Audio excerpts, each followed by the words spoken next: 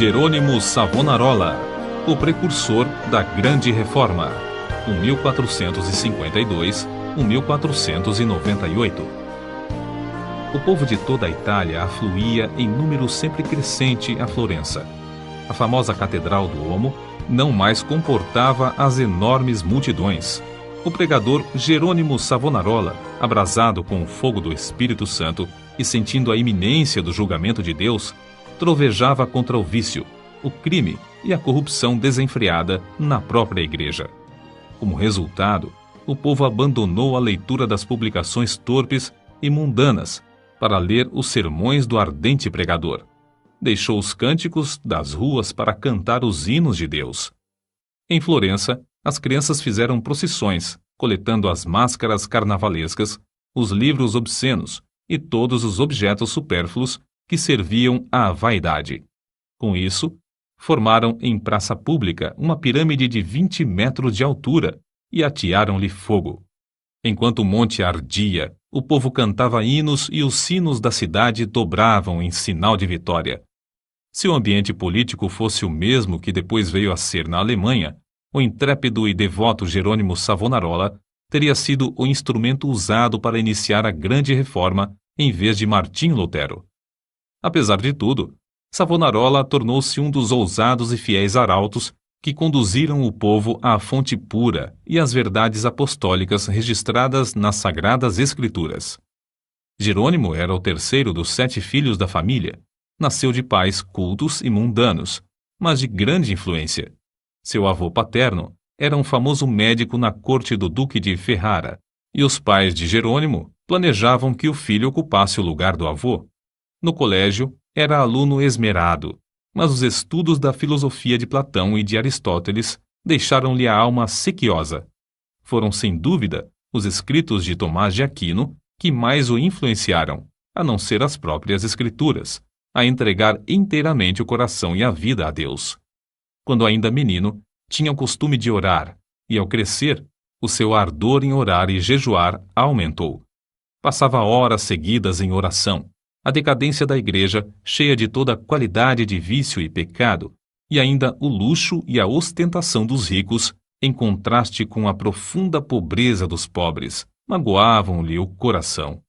Passava muito tempo sozinho nos campos e à beira do rio Pó, em contemplação perante Deus, ora cantando, ora chorando, conforme os sentimentos que lhe ardiam no peito. Quando ainda jovem, Deus começou a falar-lhe em visões. A oração era a sua grande consolação. Os degraus do altar, onde se prostrava horas a fio, ficavam repetidamente molhados de suas lágrimas. Houve um tempo em que Jerônimo começou a namorar certa moça florentina. Mas quando ela mostrou quanto era desprezível que um membro de sua orgulhosa família Strozzi pudesse se unir a um Savonarola, Jerônimo abandonou para sempre a ideia de casar-se. Voltou a orar com crescente ardor.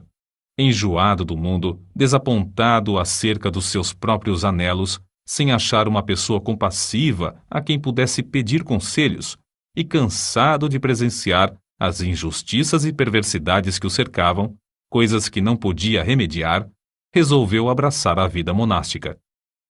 Ao apresentar-se no convento, não pediu o privilégio de se tornar monge, mas rogou que o aceitassem para fazer os serviços mais vis, da cozinha, da horta e do mosteiro.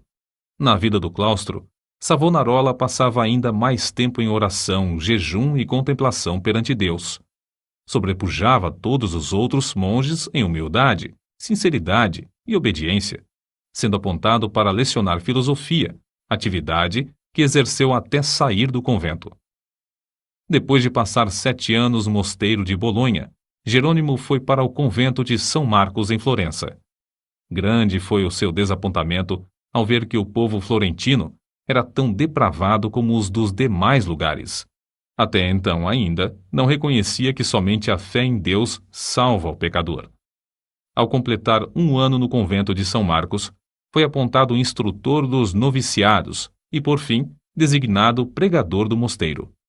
Apesar de ter ao seu dispor uma excelente biblioteca, Savonarola utilizava-se mais e mais da Bíblia como seu livro de instrução. Sentia cada vez mais o terror e a vingança do dia do Senhor que se aproxima e, às vezes, entregava-se a trovejar do púlpito contra a impiedade do povo. Eram tão poucos os que assistiam às suas pregações que Savonarola resolveu dedicar-se inteiramente à instrução dos noviciados. Contudo, como Moisés, não podia escapar à chamada de Deus. Certo dia, ao dirigir-se a uma feira, teve repentinamente uma visão dos céus abertos por onde passavam, perante seus olhos, todas as calamidades que sobrevirão à igreja. Então, lhe pareceu ouvir uma voz do céu ordenando-lhe anunciar aquelas coisas ao povo. Convicto de que a visão era do Senhor, começou novamente a pregar com voz de trovão. Sob a nova unção do Espírito Santo, a sua condenação ao pecado era feita com tanto ímpeto que muitos dos ouvintes, ao fim da prédica, saíam andando atordoados, sem falar, nas ruas. Era coisa comum, durante seus sermões, homens e mulheres de todas as idades e de todas as classes romperem em veemente choro. O ardor de Savonarola na oração aumentava dia após dia, e sua fé crescia na mesma proporção. Frequentemente, ao orar, caía em êxtase. Certa vez, enquanto sentado no púlpito, sobreveio-lhe uma visão durante a qual ficou imóvel por 5 horas.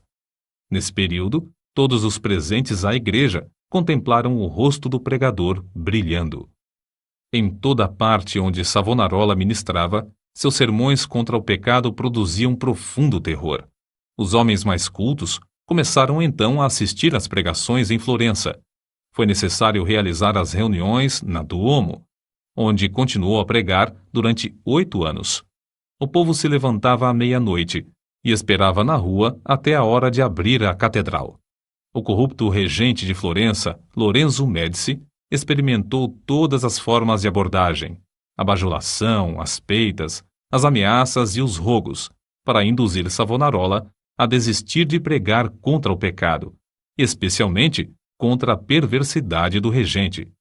Por fim, vendo que tudo era debalde, contratou o famoso pregador Frei Mariano para falar contra Savonarola. Frei Mariano pregou um sermão, mas, pelo fato de o povo não ter prestado atenção à sua eloquência e astúcia, ele não ousou continuar. A essa altura, Savonarola profetizou que Lorenzo, o Papa e o rei de Nápoles morreriam dentro de 1 ano, e assim sucedeu. Depois da morte de Lorenzo, Carlos VIII da França invadiu a Itália, e a influência de Savonarola aumentou ainda mais. O povo abandonou a literatura torpe e mundana para ler os sermões do famoso pregador. Os ricos socorriam os pobres em vez de oprimi-los. Foi nesse tempo que o povo fez a grande fogueira na Piazza da Florença e queimou grande quantidade de artigos usados para alimentar vícios e vaidade. Não cabia mais, na Grande Duomo, o seu imenso auditório. Contudo, o sucesso de Savonarola foi muito curto. O pregador foi ameaçado, excomungado e, por fim, no ano de 1498, por ordem do Papa, foi queimado em praça pública. Com as palavras "O Senhor sofreu tanto por mim", terminou a vida terrestre um dos maiores e mais dedicados mártires de todos os tempos. Apesar de continuar até a morte, sustentando muitos dos erros da Igreja Romana, ensinava que todos os que são realmente crentes estão na verdadeira Igreja. Alimentava continuamente a alma com a palavra de Deus. As margens das páginas da sua Bíblia estão cheias de notas escritas enquanto meditava nas Escrituras. Conhecia uma grande parte da Bíblia de cor e podia abrir o livro instantaneamente e achar qualquer texto. Passava noites inteiras em oração e recebia revelações, quando em êxtase ou por meio de visões. Seus livros sobre a humildade, a oração, o amor e outros temas continuam a exercer grande influência sobre os homens. Destruíram o corpo desse precursor da grande reforma, mas não puderam apagar as verdades que Deus, por seu intermédio, gravou no coração do povo.